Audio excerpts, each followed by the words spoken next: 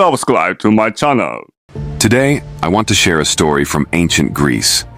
It was originally written as a long poem in ancient Greek, known as Homer's Iliad. I've rewritten it in simple language so everyone can enjoy and understand it. Even though it happened over 3,000 years ago, this story is full of love, war, friendship, and betrayal. Just like a modern TV drama, such as Game of Thrones or The Crown. This story begins with a wedding. The sea goddess Thetis was marrying a mortal named Peleus, and all the gods and goddesses were invited, except for one, Eris, the goddess of discord. Angry about being left out, she threw a golden apple into the party. The apple had the words, "For the most beautiful goddess," engraved on it. This was no ordinary apple. In Greek mythology, a golden apple represents eternal beauty and glory. Whoever won it would be recognized as the most beautiful among the gods, an honor like no other. Three powerful goddesses wanted the apple: Hera, queen of the gods and Zeus's wife; Athena, goddess of wisdom and war; Aphrodite, goddess of love and beauty. Not wanting to upset anyone, Zeus passed the decision to Paris, a young prince of Troy. Each goddess offered Paris a tempting reward to sway his decision. Hera promised, "Choose me, and I will make you the ruler of the greatest kingdom." Athena said, "Pick me, and I will make you the wisest and most victorious general." Aphrodite smiled and said, "Choose me, and I will give you the most beautiful woman in the world."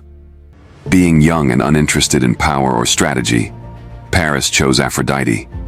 True to her word, Aphrodite told Paris that the most beautiful woman in the world was Helen, the wife of King Menelaus of Sparta. Helen, said to be the daughter of Zeus and a mortal woman, was famous for her unmatched beauty. Many Greek kings and princes had fought for her hand, but it was Menelaus who married her, making their union perfect.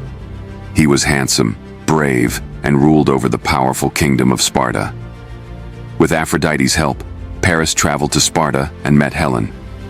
The moment he saw her, he understood why she was called the most beautiful woman in the world. Under Aphrodite's spell, Helen fell in love with Paris, and they decided to elope to Troy. This enraged Menelaus. He called upon his brother Agamemnon, the king of Mycenae and the most powerful ruler in Greece.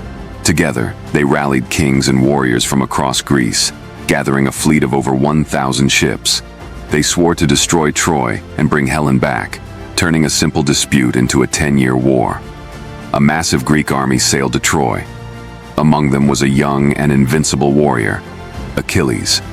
He was the son of the sea goddess Thetis, who had dipped him in the river Styx, making him invulnerable except for his heel. On the battlefield, Achilles was unstoppable, and just the mention of his name terrified the Trojans. But even the strongest army wasn't immune to infighting. In the 9th year of the war, the Greek commander Agamemnon angered Achilles by taking his prized captive, a beautiful woman named Briseis. Furious and humiliated, Achilles refused to fight, withdrawing to his camp. "Fight your own battles. Let's see how you conquer Troy without me," he said. Without Achilles, the Greeks suffered defeat after defeat. The Trojans, led by their greatest warrior Hector, pushed the Greeks back to their ships. Seeing the dire situation, Achilles' best friend Patroclus begged him, "Let me wear your armor and lead our troops. The Trojans will think I'm you and retreat." Reluctantly, Achilles agreed, but warned him not to go too far. Wearing Achilles' armor, Patroclus inspired the Greeks and drove the Trojans back. But Hector soon realized the truth. In a fierce battle, Hector killed Patroclus, leaving the Greeks devastated. When Achilles heard of Patroclus's death, his cries echoed through the Greek camp. Holding his friend's body, he swore revenge. His mother Thetis, heartbroken, knew this meant her son's death was near. Still, she asked the god Hephaestus to forge him a new set of armor that shone like the sun. The next morning, Achilles returned to battle, his new armor dazzling under the sun. His roar shook the Trojan plain, and their soldiers fled in terror. Achilles killed countless Trojans, his rage unstoppable, even angering the river god. Hector, though brave, felt a deep fear as he faced Achilles outside Troy's gates. He thought about his family watching from the walls and the fate of his city if he failed. Yet, he steadied himself, knowing he had to fight for Troy's honor, even if it cost his life. His parents watched from the walls, begging him to retreat, but Hector stood his ground for Troy's honor. After a brutal fight, Achilles' spear struck Hector's throat.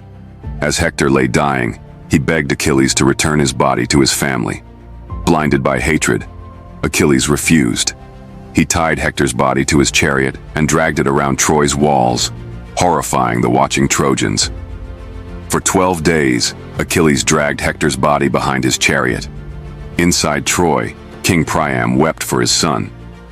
Encouraged by his wife, the old king made a bold decision. One night, with the gods' help, Priam slipped into the Greek camp. He knelt before Achilles and said, "I do what no father has done before. I kiss the hands that killed my son. Please, in the name of the gods, have mercy on me." Seeing the grieving father, Achilles thought of his own father, Peleus, waiting for him back home. Tears filled his eyes as he helped Priam up. In that moment, his rage turned to compassion. Achilles agreed to return Hector's body and called a 12-day truce for Hector's funeral. During this time, the Trojans mourned their greatest hero. But everyone knew the war was far from over. Fate still loomed. Achilles would soon die, and Troy would fall to the Greeks' legendary wooden horse. Although it is an ancient story, it raises questions that we still face today. Is pride really that important? Does revenge truly solve problems? Is war worth it?